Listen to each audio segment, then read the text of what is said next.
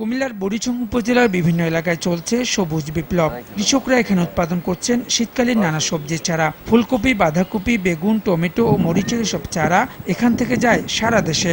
বিশেষ করে সিলেট ও চট্টগ্রামের কৃষকরা এখানকার উৎপাদিত চারা দিয়েই সবজি চাষ করেন। পাঞ্চানপুর থেকে আসছে, এখান থেকে প্রতি বছর বীজ নেই। মহিলা সমাজপুরের চারা ভালো আর কি, এই জন্য আমরা এখানে আসি, এখান থেকে বীজ নেই।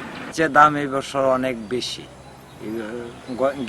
গেছে বছর যেহেতু মনে করেন 420 টাকা বীজ কিনছি, এই বীজ এই বছর কিনতে হয়েছে 850 টাকা দিয়ে। টমেটোর চারা মনে করেন 1000 থেকে 1500 টাকা, আর মরিচের চারাও মনে করেন 1000 থেকে 1500 2000 চলে।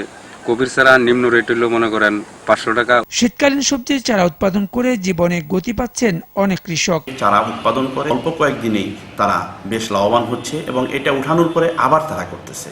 যারা আর্লি করে তাদের জন্য এখন দিচ্ছে, এরপরে যারা করবে ঠিক একইভাবে আবার তাদের জন্য করবে এবং এই প্রক্রিয়াটা তাদের চলবে 3 মাস পর্যন্ত। এই এলাকার কৃষকরা বলতে গেলে কয়েক কোটি টাকার সবজির চারা এখান থেকে বিক্রি করে থাকে। আবহাওয়া অনুকূল থাকলে এবার চারা ব্যবসায় ভালো লাভ হওয়ার আশা স্থানীয়দের।